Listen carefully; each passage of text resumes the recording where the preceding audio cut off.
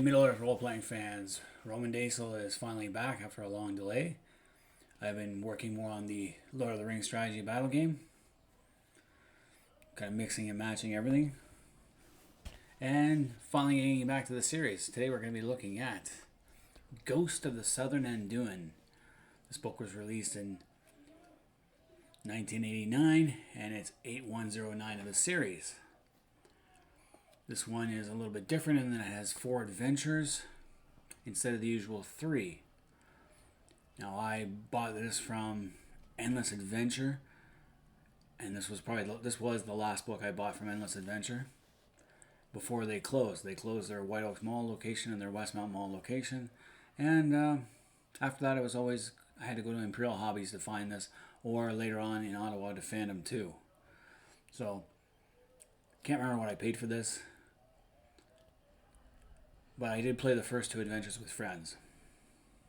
But anyway, let's go back down to the table and see what we got. Alright, so back down to the table. The cover art by Agnes McBride is pretty cool in this one. You got the main guy looking out behind a tree and seeing somebody doing their best Jesus imitation across the foggy night. Kind of creepy. Definitely make you want to shit yourself. And in the back cover, it gives you a little bit of a regional map and then a detailed description of what you're going to expect. So this story takes place right about here in Harlithian. So it's 60 miles from Minas Tirith. So you can play this adventure anytime, like in the late Third Age. It might be still held by Gondorians, or it could be held by the Haradrim, or completely abandoned. It's up to you. Fourth Age, reoccupy and resettle it. Simply as a, because they didn't just walk into Harlithian after the War of the Ring and take everything over. There were still probably remnants of the orcs and the Haradrim operating in Harlithian. And it would take time to rebuild and reclaim the province. Or you could have as a military outpost holding out against the forces of Mordor for as long as possible. So there's nothing on the inside cover. Table of contents, obviously. You have your guidelines, player characters. They give you the standard 18 player characters. They mix it up race-wise. Nothing special there. And you go right into the first adventure, the Ghost on the River and the Floating Haunt. So you got this guy, Farahil, who is a local tailor. Can't sleep one night, so he goes for a walk along the river's edge. No big deal. You're in the mid-Third Age, 17th century. Nothing's going to happen. But unfortunately, it's really foggy out by the river, and he sees this eerie light floating around and sees 2 ghostly figures gliding along the river. So it scares the crap out of him, and he goes back to his home, and instead of keeping his mouth shut, he keeps yapping about it. So of course, everyone in the village, from the young kids all the way up to the Karens and then the more conservative leaders of the community, know about it. And of course you get exaggerations, pranks, all that fun stuff. Most of them think it's just a story, that's it. And then his overactive imagination got the better of him. But what he did spot was a guy named Raynar, who acts as a ferryman for the Means of Mordor, so he's a spy. He's been in bar attendant for several months, and Raynar, his cover is that of a Fletcher and a Bowyer, which means he makes bows and arrows. And the night that Farahil spotted him doing his dastardly deeds, he was giving passage to a spy called Erde, a mage loyal to the Dark Lord. Now Farahil is desperate to prove that he's right, and he's ready to ask merchants and travelers in town to help him find the ghost on the river. Not a bad idea. You come to the town, hey, let's find a ghost. Why not? We'll get the mystery machine and everything. We'll get Scooby-Doo on the case.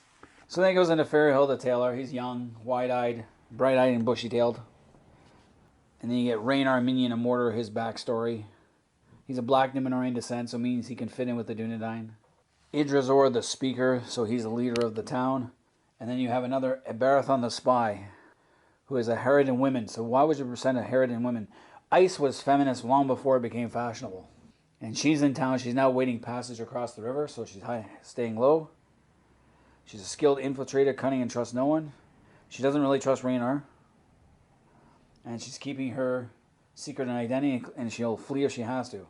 So I guess by the 17th century, there was still a lot of trade between the Haradrim, especially of Gondor and the Harlithian. So that's possible that she would be there. But by the 25th century, that's not a thing. So then we get to the layout of the town. Now, I love this layout. Barentinin is definitely a pretty cool layout. It's pretty defensible, too. It sits right on the riverbank. So if you're hard-pressed, you could always flee. The townspeople can get off on the water. And if the walls were taken, you could always retreat into the inner moat there. And with Minas Tirith only 60 miles away, it's not hard to find a boat to get reinforcements. So number 1 is the Speaker's Hall, which is right there. The barracks is number 2, so there are guardsmen. There's a town levy, and there's so many trained guardsmen. The armory is number 3. The docks are 4, which are here. There should be docks here too, but then you got some characters' house like Idrisor's house, the speaker, the center square, the center well, the tin and wares. So that's the general store. Yeah, the tailor, where Farahel lives with his father. The iron hammer, which is 25 people making iron works there. The gray feather is Raynar's in-town business. Flour mill, which is 13, which is right here. And it's going to have a water wheel on this little river here to grind grain. 14 are cottages, 15 are residences, 16 is a seating's row. So it's 7 wise speakers, so it's reserved for the elite. Therodoc's home, which is 17. A ruined house, and 18. Homes, and then the Clean Hoof, which is a bar. Wishes to buy or sell a horse in Barentinin will eventually find themselves at the Clean Hoof. Okay. So it's a stable where you can buy stuff. 24 is the herbalist. 23 is the outer wall. 18 feet tall. There's a farm, an old tower, mostly to serve as a navigational aid. And 26 are the barrows. There's the tower, and the barrows are 26.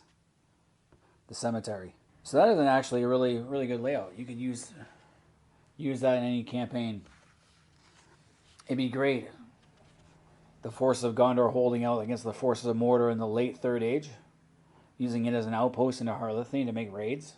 Or you could have the Gondorians retreating there, and the forces of Mordor are pressuring them to clean out the East Bank. Or you use it as a Fourth Age adventure and resettling the town, using it as an outpost to retake Harlithian one step at a time. So that's an idea for that. Now you get Raynar's cottage. I'm not going to go through all the descriptions, but he also has his boat hidden away. And he gives a regional map. So you have the cottage, the outhouse, the well, the passage entrance, which is 4, which is cleverly hidden, which is right here.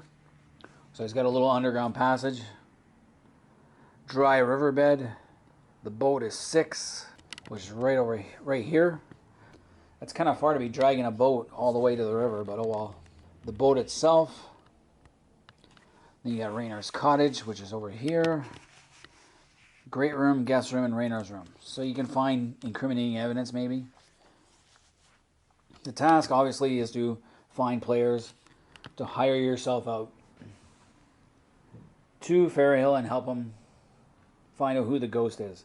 Aids, local knowledge, all that stuff. Obstacles, Raynar, obviously, and Ibarathon, the current passenger. Rewards, the town's going to reward you well, and Farahel will definitely spread eagle praise for you. The encounters, obviously, Raynar and Ibarathon. Townsfolk are going to be okay, as long as the wildlife, it's pretty rustic area. There's not a lot of real dangerous wildlife. Raynar and Barathon are the 2 most critical people in the whole thing. And then it gives you a game master's notes on things you can do.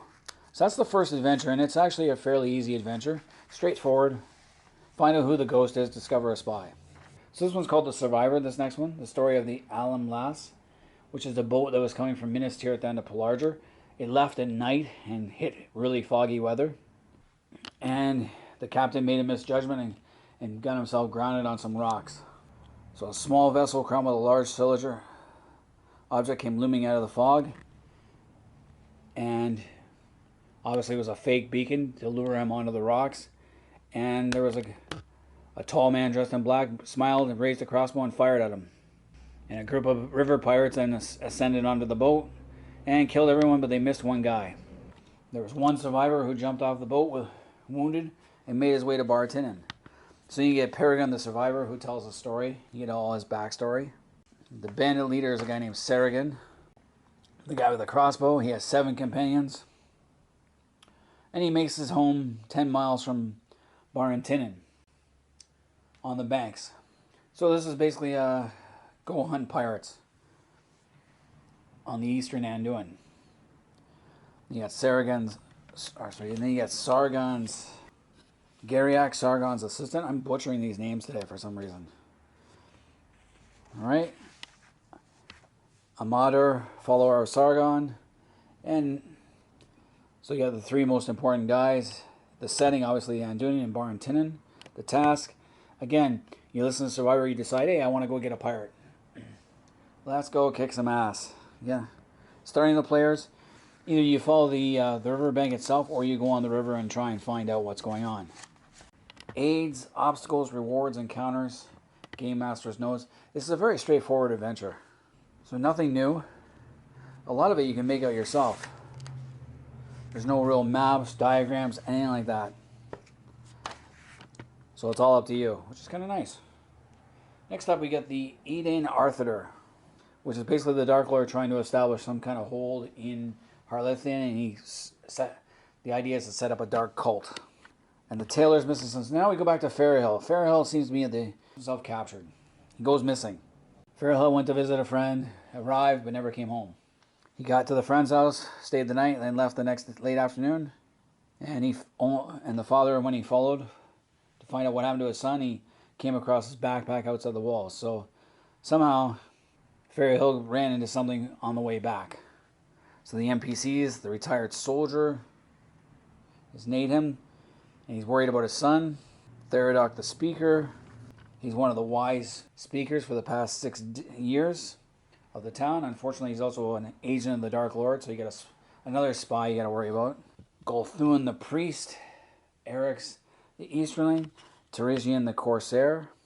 So you got all these evil cultists running around the woods. Amandur, which is hidden in the rolling hills less than 10 miles from the town of Bartinin. Interesting little hold. You got the entrance, the kitchen, the hall, bedchamber, prison. So 6 are bed chambers, 7 is a prison. It's got a bed, it's got a bucket, a meeting hall, storage hall, council chamber, and Golthuin's bedchamber and escape tunnel. So these adventures aren't very long. Like, they don't really go into a lot of descriptions. The task, obviously, Fairhill's father, Nadhain, however you pronounce that. My pronunciation is off today, I don't know why. He's going to give a reward. He's worried about his son. He's begging people to go. Obviously, you're adventurers, you want to go. Starting the players, you start in Bartinin and follow his trail. Aids, Mappers Guild can provide any maps. Obstacles, obviously the dark cultists are going to all be obstacles, and the traps inside. Rewards, again, the town will be spread eagle and gratitude, as well as the authorities. Wiping out dark cults is a great thing to do. Looks good on the resume. When you want your retirement job as one of the Citadel guards in Minas Tirith. It has more encounters, game master notes. Then it comes up to the terrain map. You have Bartinin. You have Amandur is in here. It's amazing that Amandur and Ragnar in the first adventure didn't work in connection. The pirates should be down this way somewhere. So now we're going to the north area, Avram's map. So there's a 4th adventure in this. There's 4. Usually there's only 3 in these things. The Shadow on the Banks, the Tale of the Black-Fisted Monk. Talks about a Second Age monk who was cursed and his spirit was trapped within an amulet. Now this guy Avram the Traveler has found the amulet and brought it back to Gondor. This one's not exactly the different adventure. So now you're going after a spirit trapped in an amulet that's trying to get out. So this monk, when he became evil, he was living in the northeastern Orokarni, Red Mountains. And it gives his whole backstory. Selgor sought to kill his liberator when he was initially freed, but the incorporeal monk discovered that he could not travel more than 50 paces from the amulet. He's bound to the jewel. This revelation saved Avram, who fled his suddenly accursed manor. So this is a ghost story. You're going after a ghost again, a real ghost this time. And the more this ghost drains, the stronger he's going to get with power. So you need someone who knows how to deal with ghosts. But he still has to be near his amulet, or he gets weaker. So then he gives a description of Avram's manor. The body is number 1. You can faintly see a body right there. So this is his first human victim. The unfortunate hunter was on his way to visit Avram when Selgor struck. His corpse lies 10 feet from the side of the road. You got a well, the outhouse, Avram's home is over there. Then you go into Avram's home. You got a common room, a porch, Avram's bedroom, the root cellar, the study, and that's where the amulet is. You can see it on the table. There's the amulet, the root cellar, right? Kind of reminds me of Evil Dead. I think it's part 2 where Ash gets thrown in the root cellar, and then the one guy's wife was buried there and comes to life. I can't remember. I think she says someone's in my root cellar and goes after him. Something stupid like that. I can't remember. It's been a long time since I saw Evil Dead Part 2. It's funny as hell. So again, this one's a little different, more no human agents involved. The task, obviously, you got to help Avram. You got to figure out his story. Starting the players, aids. You're going to need someone who's good at taking care of ghosts. Obstacles, obviously. Selgor, risks, rewards. Again, you're going to need a lot of town. The town's going to pay. The town's going to be broke after paying for all 4 of these adventures. Rewards, encounters, reactions of the townfolk, reactions of the wildlife. Selgor himself.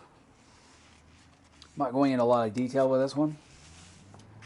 The townsfolk, the wise seating. Then number 7 goes into a description of all the townsfolk you meet, the wise seating.